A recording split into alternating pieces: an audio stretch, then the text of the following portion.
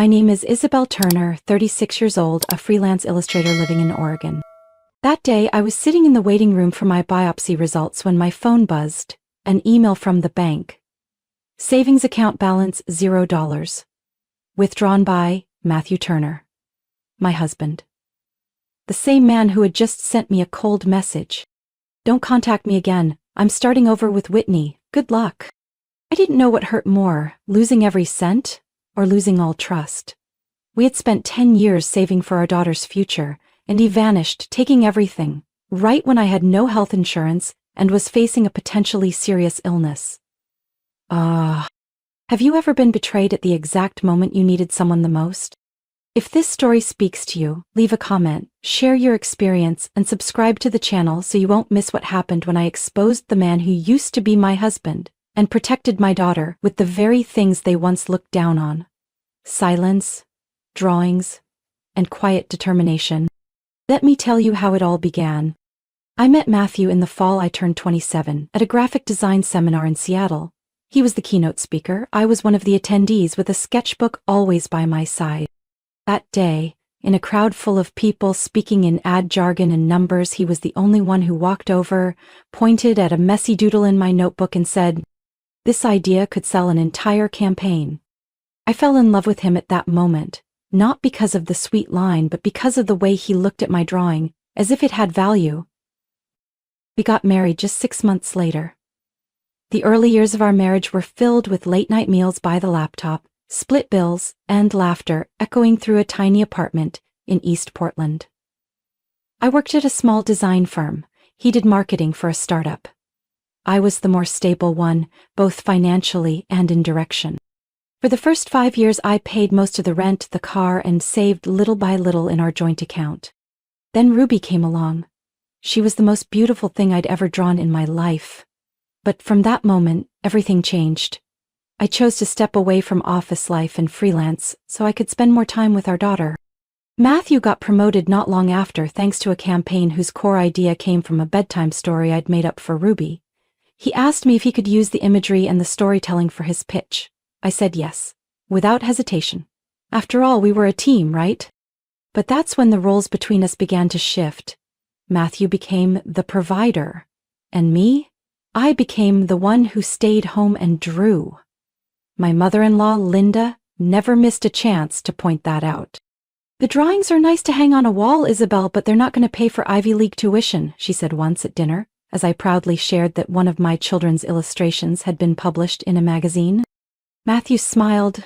No defense, no disagreement. He was always like that, silent, but that silence gradually scratched at me like invisible fingernails. Still, I tried to believe. I believed Matthew was under work pressure, that his mother's words didn't change how he saw me, that he was still the man who once kissed me in the rain-soaked streets of Seattle and whispered, "I never believed in fate until I met you." But then his phone was suddenly password protected. He came home late saying the client was difficult. And one time, I accidentally saw a hotel charge on the card statement in Portland, where we lived. When I asked about it, Matthew shrugged. That night we had a late team meeting. The company booked a room so we wouldn't have to drive back. I remember laughing, a soft, tired laugh. Not because I believed him, but because I didn't want to escalate it. If I doubted him, I'd have to act. And I wasn't ready to face the fact that the life I built might be falling apart. That night, I held Ruby to sleep, resting my hand on her chest, trying to calm myself with the rhythm of her breathing. I whispered to myself, "It's fine. I'm fine. It's work stress. He's probably exhausted. Matthew still loves me." Then, a week later, I found a plum-colored lipstick stain on the collar of his white dress shirt. It wasn't mine. I don't wear that shade. I put the shirt in the wash, as if scrubbing it would erase the suspicion. But inside, something had already cracked. I still didn't do anything, didn't say anything. I kept drawing, kept cooking dinner, writing notes for Ruby's lunchbox. But in every brushstroke, in every handwritten word, I started layering in the quiet sadness of a woman slowly falling apart without anyone noticing. Was I being overly sensitive? Was everything off rhythm because I had stepped back, or because I wasn't as attractive as before? That question gnawed at me. On the nights he didn't come home, in the moments when Ruby asked, "Mommy, why didn't Daddy come to my performance today?" I replied, "Daddy's busy with work, sweetheart. He loves you very much." But I wasn't sure I still believed that. And I had no idea that right at the moment I was blaming myself with all that guilt and doubt, Matthew was already planning the cleanest disappearance of his life. I used to think that if the day came when Matthew left, at the very least he would look me in the eye and say it. We had been together for 10 years, had a child and a home full of small imprints of our life together. Ruby's marker stains on the hallway wall, the wedding photo still hanging in the kitchen. I thought that even if he betrayed me, he'd still be the kind of man who wouldn't erase everything like a thief. I was wrong. 2 days after that good luck message, I received a strange envelope in our old mailbox downstairs. Matthew had always been the one to pick up the mail. At first I thought it was junk, but when I opened it, it was a copy of a lease agreement for an apartment in Palm Springs. A luxury unit with a private pool and tennis court, along with school enrollment paperwork for a private academy in California, under the name Ruby Turner, listed guardian, me. The signature was crooked, rigid, nothing like my handwriting, but it was there, next to my name, clear and capitalized. Isabel M. Turner. It felt like a slap across the face. Matthew had prepared everything: the new apartment, the new school, a brand new identity, single, child-free, to start his perfect new life without me. I collapsed into the chair, the document still trembling in my hand.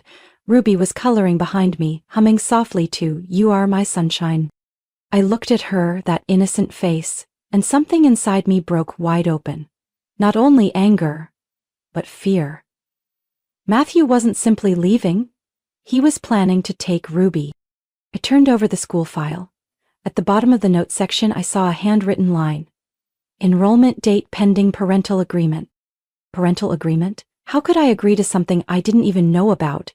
And why forge my signature unless he intended to do this without telling me? I called the school immediately. The administrator's voice was calm and polite. "Oh yes, we received Ruby's file 2 weeks ago. Mr. Turner said you'd be in touch after confirming the move. All the paperwork is complete, except for your final approval." I never submitted anything, and I did not agree to transfer my daughter anywhere. There was a pause on the other end. "We'll pause the process immediately," she said, now sounding tense. I apologized for the confusion. I hung up. The room suddenly felt small and suffocating. I stepped out onto the balcony, gripping the documents like living proof. My eyes burned. Not from tears, but from one cruel, simple question. If I hadn't found out, would Matthew really have taken Ruby away?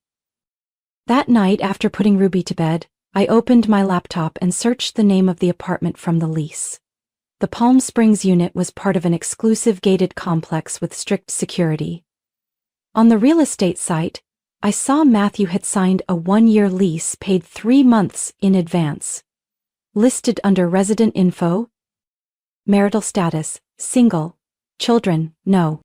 No wife, no child. I kept digging through my email, checking folders Matthew had helped organize 2 months ago. In an old folder called Paperwork, I found a scanned copy of the school transfer form with my name and a forged signature. It was sent from a strange email address but CC'd to Matthew as the listed reference. I felt the blood in my body turn cold. This wasn't emotional betrayal anymore. This was a scheme, a detailed plan, premeditated with assistance and identity fraud. He intended to erase me from the story of his life. No confrontation, no actual divorce, only vanishing. Taking my child, my assets, and leaving me with a trail of unanswered questions. I opened my notebook, the one I usually filled with impulsive sketches and scattered thoughts from the day. The blank page stared back at me like a challenge. I picked up my pen and wrote a single line. No one is allowed to take my child from me. I needed to find a lawyer. I knew what I could do with forged documents like that, and I needed to understand my rights and Matthew's weak points. If he had forged my signature once, he could do it again. I was standing in the kitchen, holding Ruby's half-finished glass of orange juice when my phone rang. The screen showed Linda Turner. I hesitated a few seconds before picking up. The last time I spoke to her was last Christmas, when she came to stay for 3 days, but spent 2.5 of them criticizing my parenting, how I didn't support Matthew enough, and how my dinner lacked proper protein. "Hello, Linda," I said, keeping my tone calm. A dramatic sigh rang out immediately from the other end. "Isabel, you really can't keep going like this." I gripped the glass tighter. "Going like what, Linda?" Putting so much pressure on Matthew that he had no choice but to walk away from everything. "Do you know, he was nearly depressed because you never supported his dreams. You made him feel like a failure in his own home." I stood still, eyes on the window where Ruby was drawing chalk pictures on the ground below. "His dreams?" I asked, trying to stay composed. "Do you mean the dream of cheating on his wife, draining the joint account, forging documents, and planning to take Ruby without saying a word?" Linda went silent for a beat, then spoke quickly. "Matthew told me you threatened to keep Ruby from him unless he kept sending you more money every month. He said you were using her to manipulate him." "It's awful, Isabel." "How many messages did I send?" I asked. "And you believed it?" "You've always been the emotional fragile one. Matthew needs stability, space to grow. You kept him tied down to a role he didn't want anymore." "Did you know Matthew was planning to take Ruby?" I asked slowly. "Did you know, Linda? Did you know your son forged my signature, enrolled her in a school in another state, and declared himself single with no children?" Linda didn't answer. Then she let out another sigh. "I know my son isn't perfect, but you're not blameless either. A real woman who knows how to hold a family together wouldn't have let things get to this point." He hung up. The next day, I went to my post-biopsy follow-up appointment. The nurse called my name and led me into the doctor's office with a slightly sympathetic look. I sat down on the cold vinyl chair, forcing a polite smile. Dr. Ellen, around 50 with a warm and steady voice, opened the folder in front of her. "Isabel, the results don't indicate a clearly malignant tumor, but there are some irregularities. We'll need to monitor it over the next 3 months. I'm still covered under Medicaid, right?" Dr. Ellen hesitated. "There's an issue," she said. "Your records show that coverage was interrupted due to a change in marital and financial status." "I haven't changed anything." "There's a new income declaration stating that you're single with no children and that your freelance earnings exceed the qualifying threshold. That's what caused the denial." I remained frozen, struggling to breathe. "Matthew!" It was him again. I left the clinic, my head spinning with numbers, policies, and a quiet heartbreak I couldn't name. I didn't know if I had enough money to continue monitoring the condition or even to afford medication if I needed it. I walked through the parking lot under the Oregon drizzle, wondering how many more traps Matthew had laid that I hadn't discovered yet. I turned the car around and drove straight to Matthew's old office. The glass high-rise in downtown was still lit up. I walked into the lobby and pressed the elevator to the 14th floor, where he had worked for 4 years. The young receptionist looked up and gave a polite nod. "Who are you here to see?" "Matthew Turner," I said. She frowned, checking the list. "Mr. Turner resigned 2 months ago," she said gently. "His last working day was 12 weeks ago." I frowned. "He told me he still worked here. He's still receiving paychecks from this company." "Received a severance package," the receptionist added carefully. "I'm not allowed to disclose financial details, but from what I understand, it was unusually large." I gave a dry laugh. Of course it was unusually large. He must have been planning his exit for a long time, coordinating with the company, the bank, and now even the government to cut off my health care. I thanked her and stepped out into the hallway. My hand was clenched so tight on my purse strap that my knuckles turned white. Matthew had quit, taken a payout, falsified information to terminate my medical insurance, and prepared a new apartment, a new school for our daughter, without saying a word. Each puzzle piece was coming into view. This wasn't a spontaneous escape. It was planned, calculated, and wrapped in a victim narrative to convince his mother I was the one who destroyed everything. But this time, I was done sitting silently while they rewrote the story on my behalf. It took me a week to mentally recover from everything I had uncovered. A week with no Matthew, no savings, no insurance, and no illusions left about the man who once promised to walk beside me for life. I decided to return to the place I once belonged, a small studio in East Portland, where I used to work when I was single. I rented a little upstairs room that still smelled of varnish and dust, but the light from the tall window was as clear as I remembered.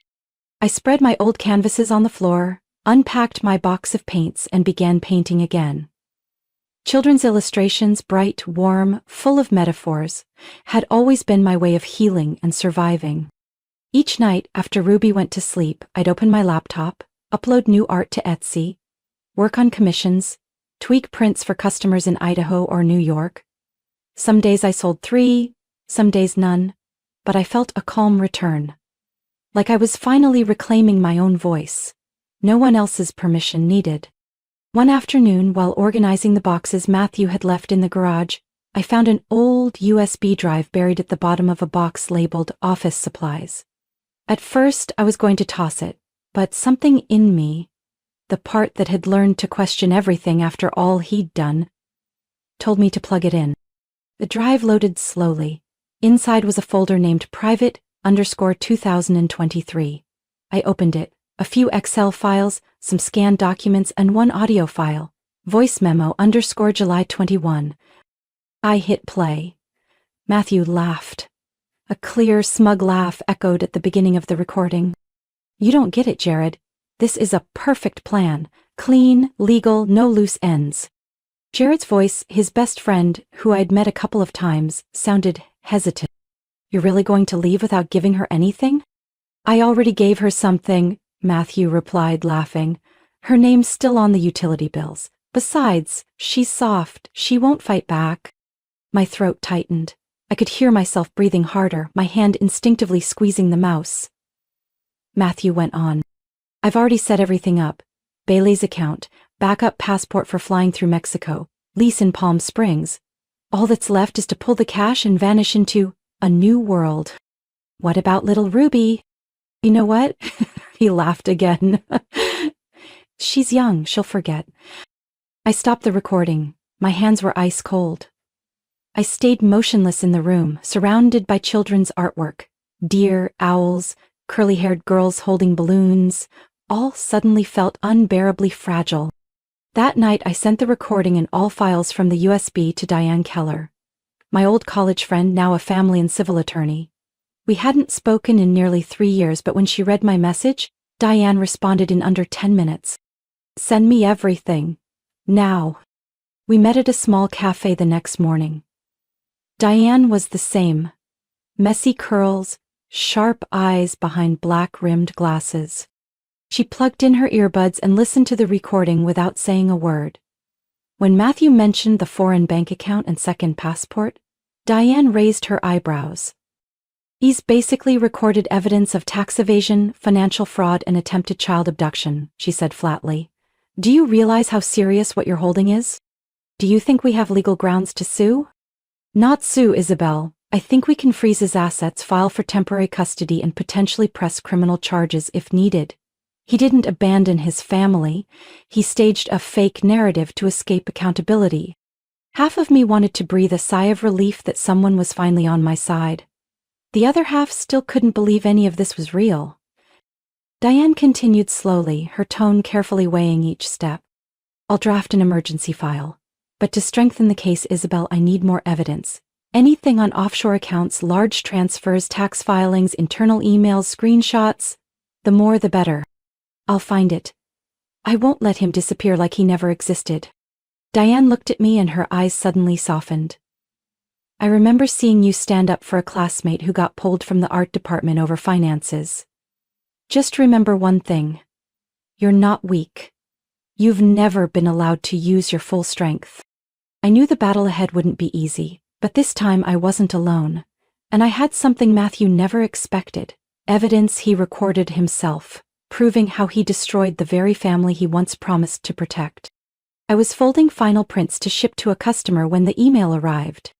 Sender, unknown. Subject, we need to talk. The message was a single sentence. "He did it to me too. He promised marriage, then vanished with my savings. I have the contracts." There was no name, but I knew it was Whitney Brooks. The woman Matthew destroyed my family for. The one who had signed that Palm Springs lease with him. The fresh start he claimed. And now, the next woman left behind. I typed a short reply. If you really want to talk, I'm willing to listen, but only on one condition: complete honesty. And less than 2 minutes later, a new email came in. Subject: he did it to you and now to me. Attached: share transfer agreement, a bank statement showing a $45,000 wire, and a handwritten love letter from Matthew to Whitney promising, "We'll get officially married as soon as I leave Portland." In the upper right corner of the contract was Whitney's clear signature, next to the logo of a company I'd never heard of, Sage Light Ventures, Inc. Beneath it was the signature of Matthew Turner, Chief Executive Officer. I called Diane. "What's going on?" She answered as fast as ever. "Matthew didn't just leave me, he scammed Whitney too, took her money." I told her everything and sent over all the documents. Diane went quiet for a few seconds, then spoke slowly. "Whitney's on the edge. She could help us bring down Matthew's entire scheme, but Isabel, are you sure you want to work with that woman?" I closed my eyes. No, I didn't trust Whitney, but I believed in collapse. When the people once put on pedestals are dragged down, they often become more honest, not out of guilt, but out of fear. I want to meet her. 3 days later, we met at a quiet cafe in the Alberta district. Whitney showed up on time.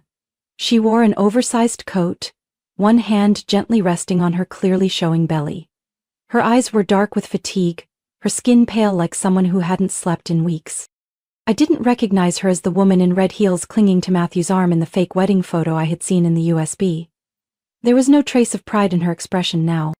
"Are you really pregnant?" I asked, cutting straight to it. 11 weeks. "Does Matthew know?" "I messaged him, he blocked me." I looked at Whitney, and the feeling inside me was hard to name. A mix of anger, pity, contempt, and recognition, like she was a version of me, blind, hopeful, abandoned. "Why did you email me?" I asked. Whitney was quiet for a long time. Then she pulled a folder from her purse. I believed him enough to drain the savings my mom left me when she died. He said it was for the new business, said my name would be on the registration, said he'd marry me. I took the folder and opened it. Inside was a company registration, completely fake. The tax ID had never been linked to any real business. All of it was a front. Whitney continued, her voice trembling. "I found out the company didn't exist when the bank flagged a strange transaction from Panama. I traced it and discovered Matthew used several aliases, even fake passports." I clenched my fists. "Why are you telling me all this?" I asked again. Whitney looked straight into my eyes. "Because I know he'll come back for me. Not because of the baby, but because I know too much. I don't have a lawyer. No one's on my side. I figured, if you're going to bring him down, I can help. But I need protection. I'll talk to Diane. If you provide full documentation and testimony, we'll petition for immunity. But on one condition: everything must be the truth. Nothing added, nothing withheld." Whitney pressed her lips together, then nodded. "Amias once said something when he signed the contract with me. I haven't forgotten." She looked down at her cold cup of coffee. "He said, you can't trace anything that's legal if the person on the paperwork is dumb enough." My throat tightened. I didn't know if she was talking about herself or me. But that no longer mattered. I went to the Multnomah County Courthouse on Wednesday morning, holding the file Diane had spent all night preparing. Ruby was still asleep when I left the house.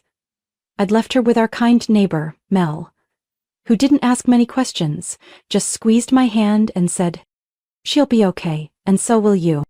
Diane had arrived early in a deep navy blazer, hair tied back, eyes sharp as a blade. She handed me a printed copy, the emergency petition.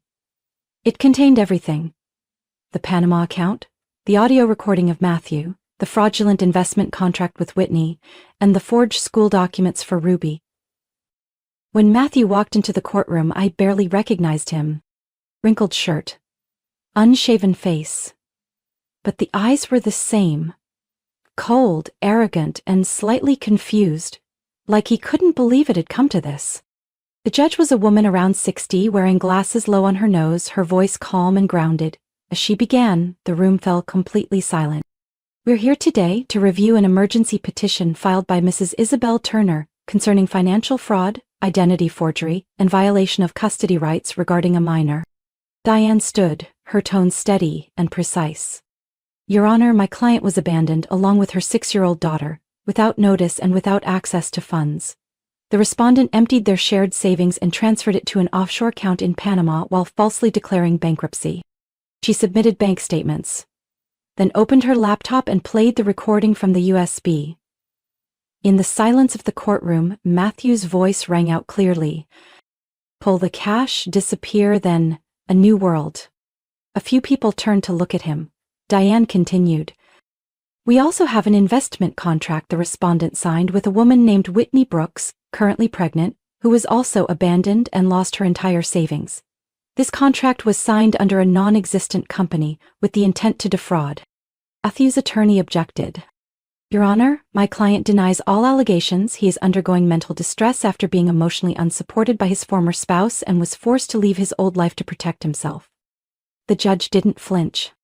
Protect himself by forging his wife's signature and attempting to transfer their child to a new school without legal consent? She asked, flipping through the forged enrollment documents.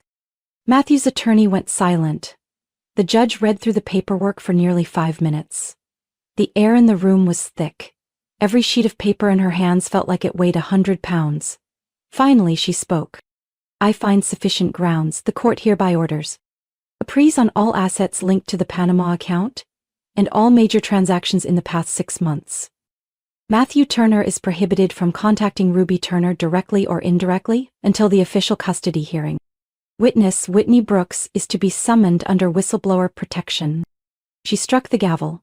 A dry, sharp thud echoed, like a blade slicing through the mask Matthew had worn for years. I didn't look back at him as I left the room. I held Diane's hand tightly and stepped into the hallway. Outside, the rain was misting down. Everything felt cold, damp, and real. So real. Diane turned to me and said softly, "One step, but a big one." I knew the road ahead was long, but for the first time it felt like the largest shadow in my life had finally cracked. And what remained was light.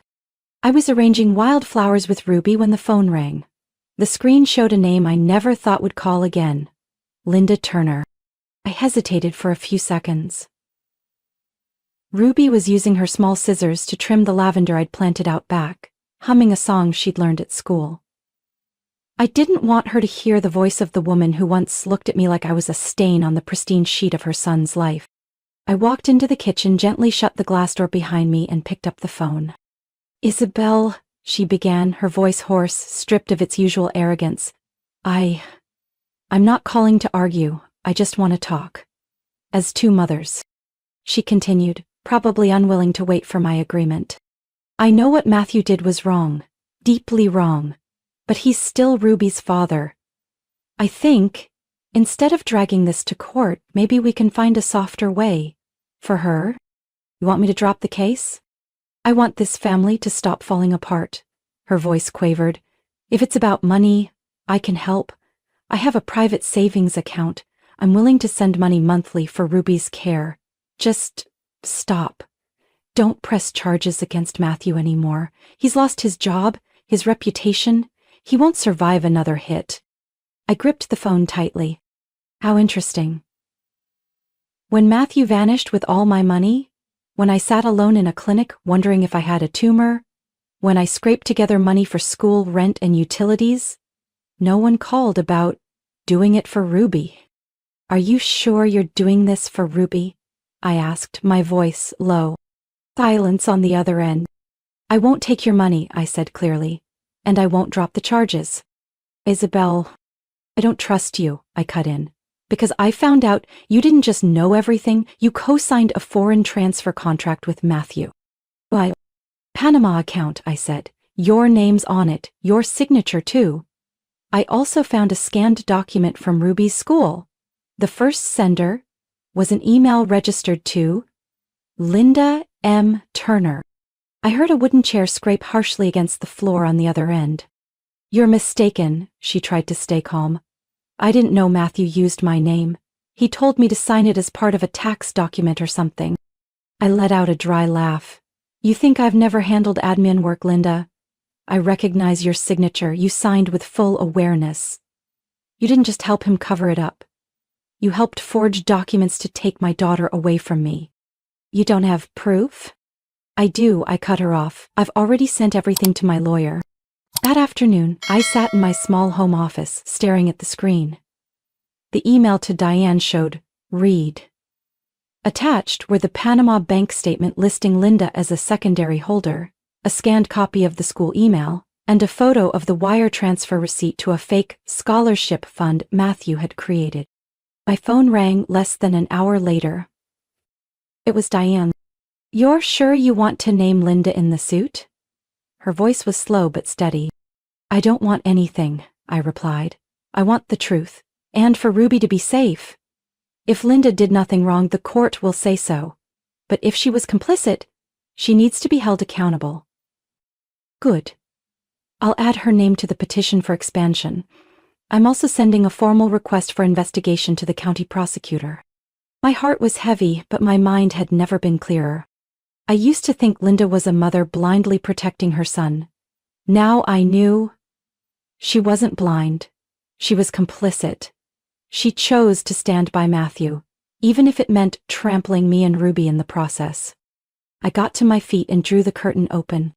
Ruby was outside watering plants with Mel, her laughter floating through the air like sunlight over wounds I hadn't yet healed. I knew the truth had a price, but silence sometimes cost even more. When the court issued its ruling, I didn't cry. The judge read each clause, each line, as if redrawing the structure of a world I once thought was beyond saving. Full custody of minor Ruby Turner is granted to the biological mother Isabel Turner.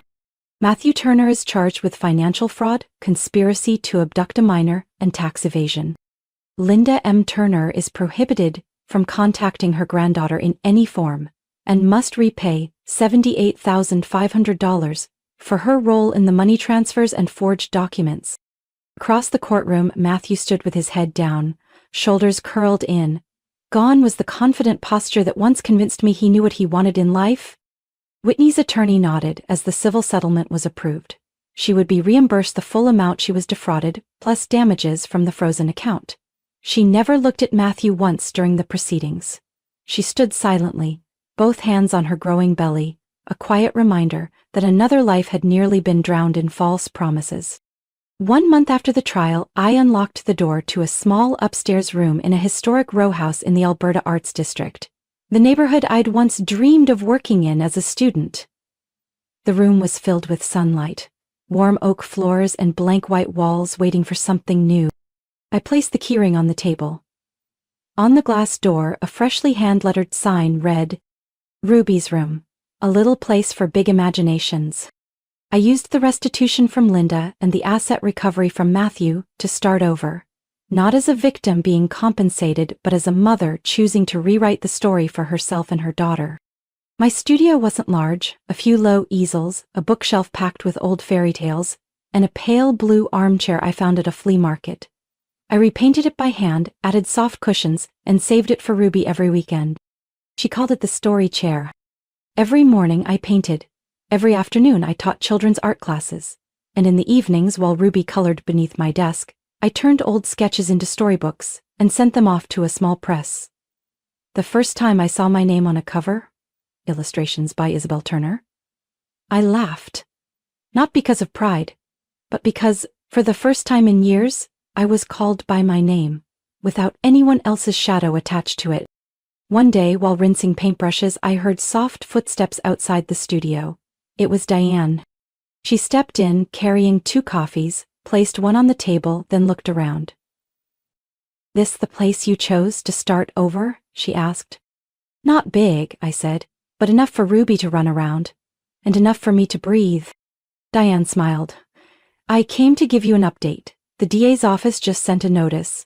Matthew's being federally indicted for tax evasion and international money laundering. He's looking at a minimum of 5 years. Diane paused, then asked, If you'd known back then how all this would turn out, would you have done it differently? I'd still choose this path, I said. She raised an eyebrow. Because if I hadn't walked through that fire, I wouldn't know I could stand here. And Ruby wouldn't know that her mom fought, not with revenge, but with resilience. I looked out the window. Ruby was sitting on the studio steps, brushing navy blue paint onto a scrap of paper, quietly talking to herself. I knew she was building a whole world, one where her mom wasn't the one left behind, but the one who opened the door to something new. Bent down and kept rinsing my brushes. The paint swirled through the water, fading gently like the last sorrow drifting away. Our first exhibit at Ruby's room took place on a soft Sunday afternoon. I didn't hang complex paintings or display works meant to impress.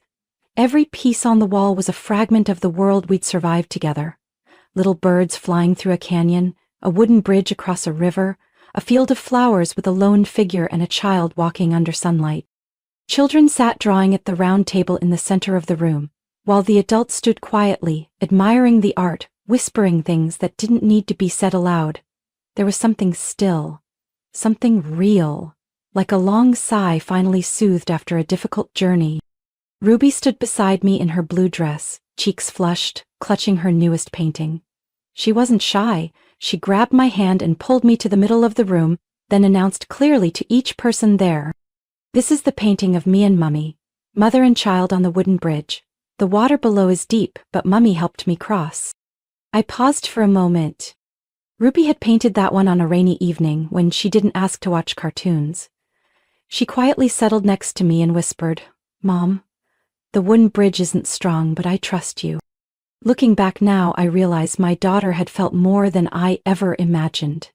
The times I cried quietly in the bathroom, the times I pretended to be calm, the nights I held her tighter than usual. She saw it all. A woman approached me after studying the painting for a long time. "How did you get through all of it, and still smile like that?"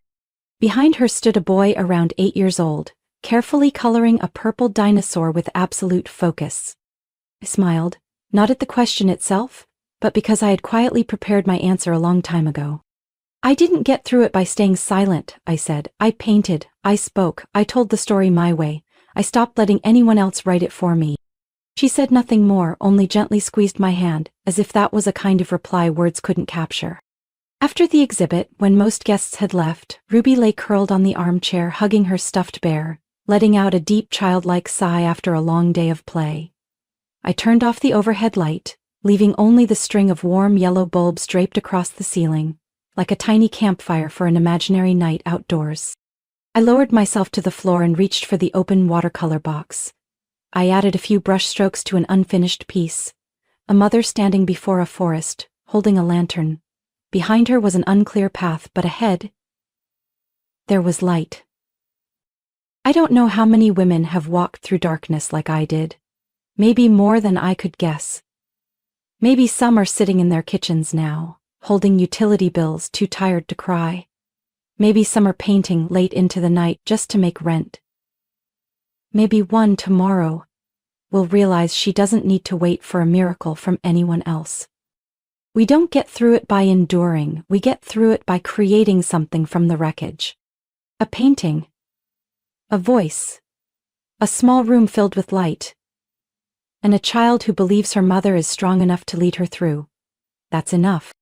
I'm sharing my story not to reopen old wounds, but to say some losses don't break us. They simply push us to become truer versions of who we were meant to be. I don't know where you are in your journey. Maybe you're picking yourself up from a breakup.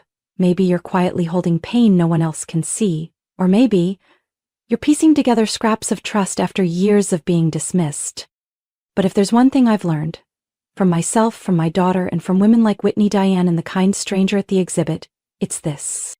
When we speak up, the world starts to listen.